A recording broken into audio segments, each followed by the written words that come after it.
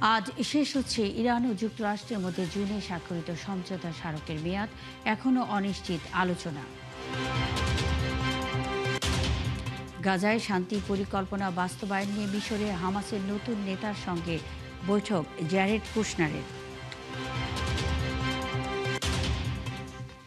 আবারও ভূমিকম্প ইন্দোনেশিয়ায়, দেশটির ফ্লোরেসে 5.9 মাত্রার কম্পনের পর আতঙ্কে স্থানীয়রা। স্বাগত বিশ্বযোগের সাথে আছি শামীম আরামুন্নি। শুনছিলেন শিরোনাম, এবারে বিস্তারিত। ইরান ও যুক্তরাষ্ট্রের মধ্যে জুনে স্বাক্ষরিত সমঝোতা স্মারকের মেয়াদ শেষ হচ্ছে আজ। তবে যুদ্ধবন্ধের আলোচনা এখনও অচল অবস্থায় রয়েছে। স্বাক্ষরিত সমঝোতার মেয়াদ শেষ হওয়ার পর দুই দেশের সম্পর্ক ও পরবর্তী কূটনৈতিক পদক্ষেপ নিয়ে নতুন করে অনিশ্চয়তা তৈরি হয়েছে। এদিকে যুক্তরাষ্ট্রের প্রেসিডেন্ট ডোনাল্ড ট্রাম্প দক্ষিণ কোরিয়ার সঙ্গে বার্ষিক সামরিক মহড়া কমিয়ে আনার নির্দেশ দিয়েছেন। ট্রাম্পের দাবি, ইরানের পরমাণু নিরস্ত্রীকরণ উদ্যোগে দক্ষিণ কোরিয়া অংশ নিতে অস্বীকৃতি জানিয়েছে। হরমুজ প্রণালী নিয়ে ট্রাম্পকে সরাসরি হুমকি দিয়েছেন ইরানের সেনাপ্রধান আমির হাতামি। বলেন, ইরানকে নিয়ে রসিকতা করা ভুল হবে। প্রয়োজনে হরমুজ রক্ষায় নিয়োজিত ইরানি যোদ্ধারা ট্রাম্পের পা ভেঙে দিতে পারেন। ট্রাম্প বলেছেন, যুদ্ধ শেষে হরমুজ প্রণালীকে মার্কিন ভূখণ্ডে পরিণত করবেন। জবাবে ইরানের সেনাপ্রধান এমন হুমকি দেন। তিনি আরও বলেন, পারস্য উপসাগর, ওমান সাগর ও হরমুজ প্রণালীতে এখন আর মার্কিন বাহিনীর প্রবেশের অনুমতি নেই। এছাড়া মার্কিন সেনাদের হত্যা বা আটক করে ইরানি বাহিনীর কাছে হস্তান্তর করতে পারলে $30,000 পুরস্কার দেওয়ার ঘোষণা দেন আমির হাতামি। আর কোনো ইরানি নারী এই কাজ করতে পারলে পুরস্কার দ্বিগুণ অর্থাৎ $60,000 দেওয়া হবে বলেও জানান। ইরানের সেনাপ্রধান বলেন, মার্কিন সেনাদের বিরুদ্ধে এমন পদক্ষেপে অংশ নিতে অনেকেই আগ্রহ প্রকাশ করায় এই পুরস্কারের ঘোষণা দেওয়া হয়েছে।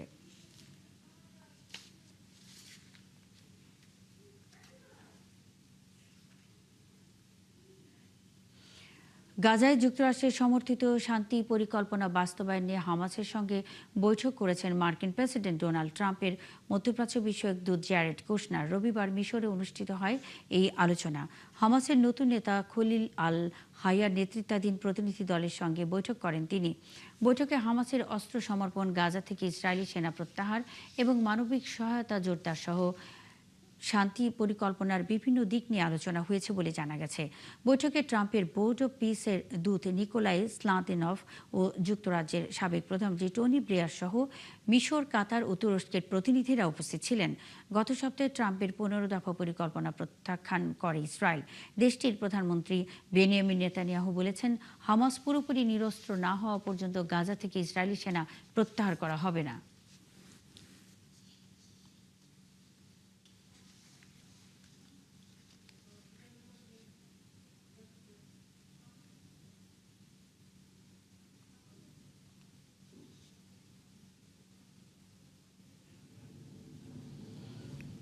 তুরস্ক, সৌদি আরব এবং পাকিস্তানের মধ্যে স্বাক্ষরিত পারস্পরিক প্রতিরক্ষা জোটে মিশরও যোগ দিতে পারে বলে জানিয়েছেন তুরস্কের প্রেসিডেন্ট রিসেপ তাইয়েপ এরদোয়ান। কাতার ভিত্তিক সংবাদ মাধ্যম আল জাজিরাকে এক সাক্ষাৎকারে এরদোয়ান জানান, জোট সম্প্রসারণের অংশ হিসেবে কায়রোর সম্ভাব্য যোগদানের বিষয়টি বিবেচনা করা হচ্ছে। সম্প্রতি সৌদি আরবের মক্কায় এরদোয়ান, সৌদি যুবরাজ মোহাম্মদ বিন সালমান এবং পাকিস্তানি প্রধানমন্ত্রী শাহবাজ শরীফের মধ্যে আনুষ্ঠানিকভাবে মক্কা যৌথ প্রতিরক্ষা চুক্তি স্বাক্ষরিত হয়। এই চুক্তির অধীনে তিন দেশের যে কোনো একটির উপর সশস্ত্র হামলা হলে তা সবার উপর হামলা হিসেবে গণ্য হবে এবং সম্মিলিতভাবে তার জবাব দেওয়া হবে। তবে এটিকে পশ্চিমা সামরিক জোট নেটোর অনুকরণ বা নির্দিষ্ট কোনো দেশের বিরুদ্ধে জোট বলতে নারাজ পাকিস্তানের কর্মকর্তারা। এরদোয়ান বলেন, এই চুক্তি বিশ্বে একটি গুরুত্বপূর্ণ বার্তা দিয়েছে এবং এতে অন্যান্য দেশের অংশগ্রহণের পথ উন্মুক্ত রয়েছে। ইন্দোনেশিয়ায় গত শনিবার আঘাত হানা শক্তিশালী ভূমিকম্পে মৃত্যুর সংখ্যা বেড়ে 53 জনে দাঁড়িয়েছে। দেশটির জাতীয় দুর্যোগ ব্যবস্থাপনা সংস্থা জানিয়েছে, এই কম্পন এবং পরবর্তী 341টি আফটার শকের ফলে 900টিরও বেশি বাড়িঘর ও ভবন মারাত্মকভাবে ক্ষতিগ্রস্ত হয়েছে। 5,000 মানুষকে নিরাপদ স্থানে সরিয়ে নেওয়া হয়েছে। এর মধ্যেই ইন্দোনেশিয়ার উত্তর সুমাত্রায় 6.9 মাত্রার আরেকটি ভূমিকম্প আঘাত হানে। বিস্তারিত মনিরুজ্জামান বাবুর প্রতিবেদনে। ইন্দোনেশিয়ার পূর্ব নুসা তেঙ্গারা প্রদেশে শনিবার আঘাত হানা ৭.৭ মাত্রা ভূমিকম্পটির পর এখন পর্যন্ত প্রায় ৩৪১টি আফটার শক অনুভূত হয়েছে। এতে ৩৬ জন গুরুতর আহত হন। ভূমিকম্পে সবচেয়ে ক্ষতিগ্রস্ত সিক্কা অঞ্চলে ৩,৩০০ জনের বেশি মানুষ স্বেচ্ছায় নিরাপদ স্থানে সরে গেছেন। অনেকেই ধসে পড়া বাড়িঘরের বাইরে ত্রিপল টাঙিয়ে রাত কাটাচ্ছেন। হাসপাতালের বাইরেও তাঁবু খাটিয়ে আহতদের চিকিৎসা দেওয়া হচ্ছে। যখন সবকিছু কেঁপে উঠল তখন মনে হলো আমি যেন ঘুরপাক খাচ্ছি। আমি উঠে দাঁড়ানোর সুযোগই পাইনি। আমার 2 সন্তানও আমার সাথে ছিল এবং আমরা সবাই ধ্বংসস্তূপের নিচে চাপা পড়ে গিয়েছিলাম।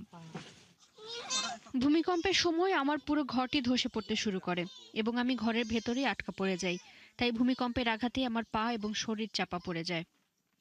ভূমিকম্পের পর ভূমিধস ও সড়ক ধসে বিভিন্ন এলাকা বিচ্ছিন্ন হয়ে পড়েছে। বার্তা সংস্থা রয়টার্স জানিয়েছে, নিরাপত্তার কারণে প্রায় ৫,০০০ মানুষকে সরিয়ে নেওয়া হয়েছে। ইন্দোনেশিয়ার মন্ত্রিপরিষদ সচিব এক বিবৃতিতে জানিয়েছেন, ভূমিকম্প বিধ্বস্ত অঞ্চলগুলোতে উদ্ধার ও ত্রাণ কার্যক্রমে ৩,৫০০ জনেরও বেশি সামরিক বাহিনীর সদস্য ও পুলিশ কর্মকর্তা মোতায়েন করা হয়েছে। বিদ্যুৎ বিচ্ছিন্ন থাকায় ২০টি পেট্রোল স্টেশনও কার্যক্রম বন্ধ রেখেছে। মনিরুজ্জামান বাবু, ৭১। ইন্দোনেশিয়ার উত্তরাঞ্চলীয় ফ্লোরেস অঞ্চলে আবারও ৫.৯ মাত্রার ভূমিকম্প অনুভূত হয়েছে। স্থানীয় সময় সোমবার ভোর ৪:৪৬ আঘাত হানা এই ভূমিকম্পটির উৎপত্তি স্থল ছিল ভূপৃষ্ঠের মাত্র ১০ কিলোমিটার গভীরে। এর আগে গত ১৫ আগস্ট পূর্ব নুসা তেঙ্গারা প্রদেশে আঘাত হানে ৭.৭ মাত্রার শক্তিশালী ভূমিকম্প।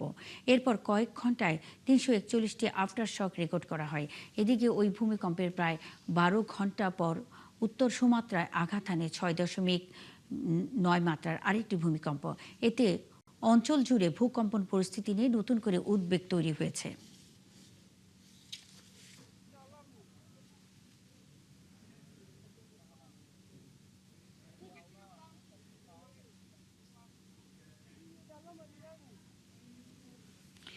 ভূমিকম্পে ভবন ধসে ধ্বংসস্তূপের নিচে আটকে পড়ার পর কতক্ষণ বেঁচে থাকা সম্ভব? বিশেষজ্ঞরা বলছেন, গুরুতর আঘাত না থাকলে এবং পর্যাপ্ত বাতাস ও পানি পাওয়া গেলে ১ সপ্তাহ বা তারও বেশি সময় বেঁচে থাকা সম্ভব। তবে সময় যত গড়ায় ঝুঁকিও তত বাড়ে। আরও জানাচ্ছেন আরাফাত ইসলাম। ভূমিকম্পের পর ধ্বংসস্তূপে আটকে থাকা মানুষকে উদ্ধারে প্রতিটি মুহূর্ত গুরুত্বপূর্ণ। সাধারণত প্রথম ২৪ ঘন্টায় জীবিত উদ্ধারের সম্ভাবনা সবচেয়ে বেশি থাকলেও অনুকূল পরিস্থিতিতে কয়েকদিন এমনকি কয়েক সপ্তাহেরও বেশি সময় বেঁচে থাকার নজির রয়েছে। বিশেষজ্ঞদের মতে বেঁচে থাকার সবচেয়ে বড় বিষয় হলো গুরুতর আঘাত এড়ানো। ধসে পড়া ভবনের ভেতরে শক্ত টেবিল বা মজবুত আসবাবের নিচে তৈরি হওয়া ফাঁকা জায়গা অনেক সময় প্রাণ রক্ষা করতে পারে। তবে আগুন, ধোঁয়া কিংবা বিপজ্জনক রাসায়নিক ছড়িয়ে পড়লে পরিস্থিতি দ্রুত ভয়াবহ হয়ে উঠতে পারে। ধ্বংসস্তূপে আটকে থাকা মানুষের জন্য খাবারের চেয়ে পানি ও শ্বাস নেয়ার মতো বাতাস পাওয়া বেশি জরুরি। এক্ষেত্রে আবহাওয়া গুরুত্বপূর্ণ ভূমিকা রাখে। অতিরিক্ত গরম বা ঠান্ডা শরীরের উপর বাড়তি চাপ তৈরি করে পানি শূন্যতার ঝুঁকি বাড়ায়। তাই উদ্ধার অভিযান বিলম্বিত হলে প্রতিটি ফোঁটা পানি হয়ে ওঠে অমূল্য। সেক্ষেত্রে বেঁচে থাকার মনোবল ধরে রাখাও গুরুত্বপূর্ণ। তবে দীর্ঘ সময় পরও জীবিত উদ্ধারের নজির রয়েছে। ২০১১ সালে জাপানে ভূমিকম্পের ৯ দিন পর ২ জনকে জীবিত উদ্ধার করা হয়েছিল। ২০১০ সালের হাইতি ভূমিকম্পের ১৫ দিন পরও ধ্বংসস্তূপ থেকে জীবিত উদ্ধার করা হয় এক কিশোরীকে। ধ্বংসস্তূপে আটকে পড়লে অতিরিক্ত নড়াচড়া করে শক্তি অপচয় না করার পরামর্শ বিশেষজ্ঞদের। খাবার ও পানি পরিমিত ব্যবহার, উদ্ধারকারীদের শব্দ শোনা এবং সম্ভব হলে শব্দ করে নিজের অবস্থান জানানোর চেষ্টা করতে হবে। সঙ্গে মোবাইল ফোন থাকলে ব্যাটারি বাঁচিয়ে অল্প সময়ের জন্য যোগাযোগের চেষ্টা করা উচিত। ধুলাবালি থেকে ফুসফুস রক্ষায় মুখ মাস্ক দিয়ে ঢেকে রাখাও গুরুত্বপূর্ণ। আর উদ্ধার করার সময় গুরুতর আহত ব্যক্তিকে দ্রুত চিকিৎসা দেওয়া জরুরি। দীর্ঘ সময় চাপা থাকার পর হঠাৎ ধ্বংসস্তূপ সরালে শরীরে জমে থাকা ক্ষতিকর পদার্থ রক্তে ছড়িয়ে শারীরিক অবস্থা আরও সংকটাপন্ন করতে পারে। অর্থাৎ ধ্বংসস্তূপে আটকে পড়ার পর বেঁচে থাকার নির্দিষ্ট কোনো সময়সীমা নেই। আঘাতের মাত্রা, পানি ও অক্সিজেনের প্রাপ্যতা, তাপমাত্রা এবং আশ্রয়ের অবস্থার উপরই নির্ভর করে একজন মানুষ কতক্ষণ টিকে থাকতে পারবেন। আরাফাত ইসলাম, ৭১। ভূমিকম্পের 7 দিন পরও স্বাভাবিক হয়নি কলম্বিয়ার পরিস্থিতি। ধ্বংসস্তূপে এখনও চলছে উদ্ধার অভিযান। তবে এই লড়াই শুধু মানুষের জন্য নয়, আহত পোষা প্রাণীদেরও খুঁজে বের করে দেওয়া হচ্ছে চিকিৎসা। আর্থিক সংকটে থাকা পরিবারগুলোর পাশে দাঁড়িয়েছে সরকারি ভেটেরিনারি হাসপাতাল ও স্বেচ্ছাসেবীরা। বিনামূল্যে চিকিৎসা আর খাবার পেয়ে নতুন করে বাঁচার সুযোগ পাচ্ছে অসহায় প্রাণীগুলো। আরও জানাচ্ছেন দেওয়ান মোবাশ্শিরা হোসেন। কলম্বিয়ায় ভয়াবহ ভূমিকম্পের পর ধ্বংসস্তূপের নিচে শুধু মানুষ নয়, আটকে পড়েছে অসংখ্য পোষা প্রাণীও। কেউ আহত, কেউ হারিয়েছে মালিককে, আবার কেউ হারিয়েছে নিজের ঘর। অনেক পরিবার নিজেরাই যখন আর্থিক সংকটে, তখন পোষা প্রাণীর চিকিৎসার খরচ বহন করাও হয়ে উঠেছে কঠিন। এই অবস্থায় বিনামূল্যে চিকিৎসা আর খাবার নিয়ে পাশে দাঁড়িয়েছে ভেটেরিনারি হাসপাতাল, স্বেচ্ছাসেবক আর প্রাণী উদ্ধারকারী দল। ভালোবাসার মমতায় চলছে তাদের বাঁচানোর লড়াই। কলম্বিয়ার পেরেইরার পাবলিক ভেটেরিনারি হাসপাতালে এখন চলছে প্রায় 24 ঘন্টা চিকিৎসা। অপারেশন, এক্স-রে, পরীক্ষা সবই দেয়া হচ্ছে বিনামূল্যে। গতকালই আমরা 8টি কঠিন অপারেশন করেছি। অন্য জায়গা থেকেও ভেটেরিনারিয়ানরা এসে আমাদের সাহায্য করেছেন। আমরা সব আহত প্রাণীকে বাঁচাতে আপ্রাণ চেষ্টা করে যাচ্ছি। 13 বছরের এই কুকুরটির পা ধ্বংসস্তূপে চাপা পড়ে গুরুতর আহত হয়েছে, কিন্তু মালিকের মুখে স্বস্তি, কারণ চিকিৎসার খরচ নিয়ে এখন আর ভাবতে হচ্ছে না। এখানকার চিকিৎসা অসাধারণ, খুবই যত্ন নেয়, আর চিকিৎসা ফ্রি। এটা সত্যিই আশীর্বাদ।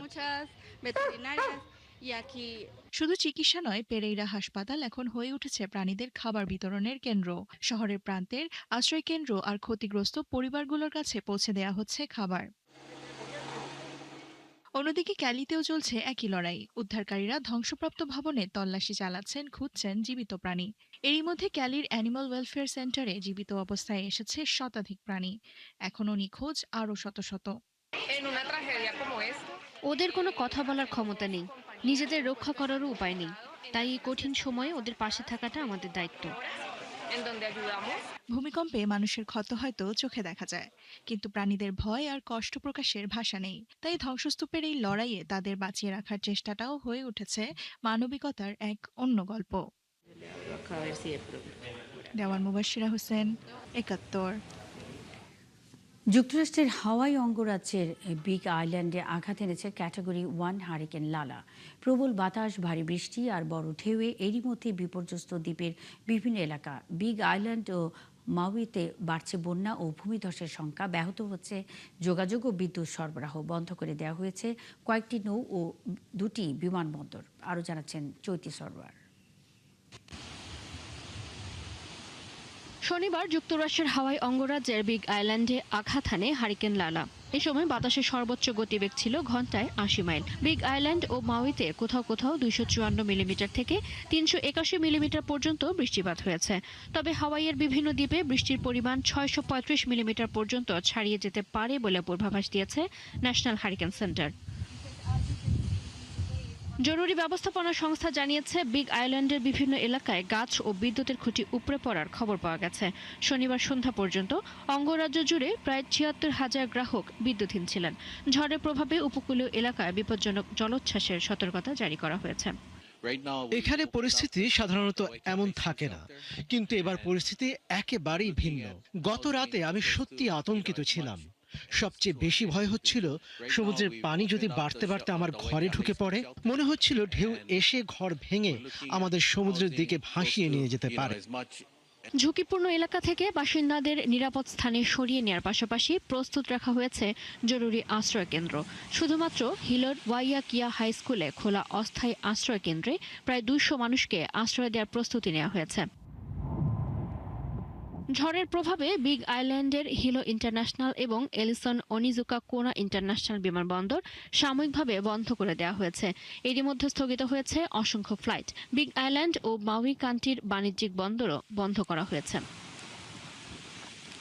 আরও ভারী বৃষ্টিপাত, হঠাৎ বন্যা ও ভূমিধসের আশঙ্কায় জরুরি প্রস্তুতি জোরদার করেছে স্থানীয় প্রশাসন। ঝুঁকিপূর্ণ এলাকার বাসিন্দাদের নিরাপদ আশ্রয়ে থাকার আহ্বান জানিয়ে পরিস্থিতি পর্যবেক্ষণ করছে কর্তৃপক্ষ। ঝড়টি মূলত বিগ আইল্যান্ড ও মাউইকে বেশি প্রভাবিত করেছে। সেখানে ইতিমধ্যে 10 থেকে 15 ইঞ্চি বৃষ্টি হয়েছে। পুরো রাজ্য জুড়ে আরও 8 থেকে 10 ইঞ্চি বৃষ্টির আশঙ্কা রয়েছে। ফলে হাওয়াইয়ের প্রায় সব দ্বীপই ঝড়ের প্রভাবে পড়তে পারে। দীর্ঘ 3 দশকের বেশি সময় পর ক্যাটাগরি 1 মানের শক্তিশালী হারিকেনের মুখে পড়েছে মার্কিন দ্বীপরাষ্ট্র হাওয়াই। হারিকেনটি পশ্চিম দিকে অগ্রসর হয়ে হাওয়াইয়ের ওপর দিয়ে যাওয়ার সময় আরও ক্ষয়ক্ষতি হতে পারে বলে আশঙ্কা করা হচ্ছে। এদিকে যুক্তরাষ্ট্রের ইন্ডিয়ানা অঙ্গরাজ্যে শক্তিশালী ঝড় ও বন্যায় ডেলাওয়ার, জেনিংস, পোর্টার, লাপোর্টে এবং লেক কাউন্টিতে কয়েকজনের মৃত্যু হয়েছে। ঝড়ের প্রভাবে ইলিনয়, ইন্ডিয়ানা, ওহাইও এবং কেন্টাকি জুড়ে 10 লাখের মতো গ্রাহক বিদ্যুৎবিহীন অবস্থায় আছেন। চৈতি সরওয়ার, ৭১।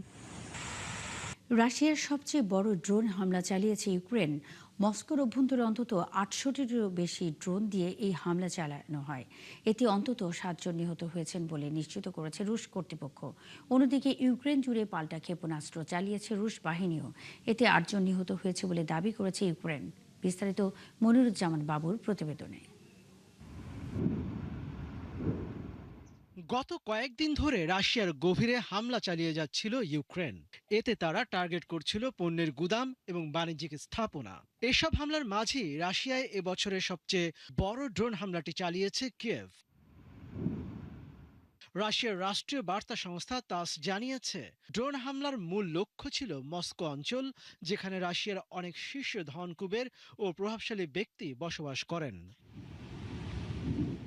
মস্কোর গভর্নর জানিয়েছেন, তাদের বিমান প্রতিরক্ষা ব্যবস্থা মস্কো অঞ্চলে 187টি ড্রোন গুলি করে ভূপাতিত ও অকার্যকর করেছে। মস্কো অঞ্চলে ড্রোনের আঘাতে 83 বছর বয়সী এক বৃদ্ধ নিহত হয়েছেন বলে জানান তিনি। এদিকে রাশিয়ার প্রতিরক্ষা মন্ত্রণালয় জানিয়েছে, মোট 17টি প্রদেশে ড্রোন ভূপাতিত করা হয়েছে, যেগুলো দেশের দক্ষিণ ও পূর্বাঞ্চলে অবস্থিত। নিহতদের মধ্যে 5 জনই প্রাণ হারিয়েছেন দক্ষিণাঞ্চলের রোস্তভে। ইউক্রেনের এসব হামলার মধ্যে রাশিয়াও পাল্টা হামলা চালাচ্ছে। তারা রাজধানী কিয়েভে মিসাইল ও ড্রোন দিয়ে হামলা চালিয়েছে। এতে ইউক্রেনের একটি বৃহত্তম ইস্পাত কারখানা এবং কিয়েভে একটি জনপ্রিয় বইয়ের বাজার ক্ষতিগ্রস্ত হয়। বাজারটি বিরল এবং প্রাচীন বইয়ের জন্য সুপরিচিত ছিল। এসব হামলায় হতাহত হন বেশ কয়েকজন। এদিকে ইউক্রেনের প্রেসিডেন্ট ভলোদিমির জেলেনস্কি রাশিয়ার বিরুদ্ধে ব্যালিস্টিক ক্ষেপণাস্ত্র দিয়ে ইচ্ছাকৃতভাবে বেসামরিক অবকাঠামোকে লক্ষ্যবস্তু করার অভিযোগ এনেছেন। মনিরুজ্জামান বাবু, ৭১। এই ছিল এখনকার আয়োজনে বিশ্বের নতুন নতুন খবর ও বিশ্লেষণ নিয়ে পরবর্তী বিশ্বযোগ আবারও হাজির হবে দুপুর 1টায় সরাসরি সংবাদ অনুষ্ঠান দেখতে চোখ রাখুন ৭১ ফেসবুক পেজ এবং সাবস্ক্রাইব করুন ৭১ ইউটিউব চ্যানেল। থাকুন ৭১-এর সাথে।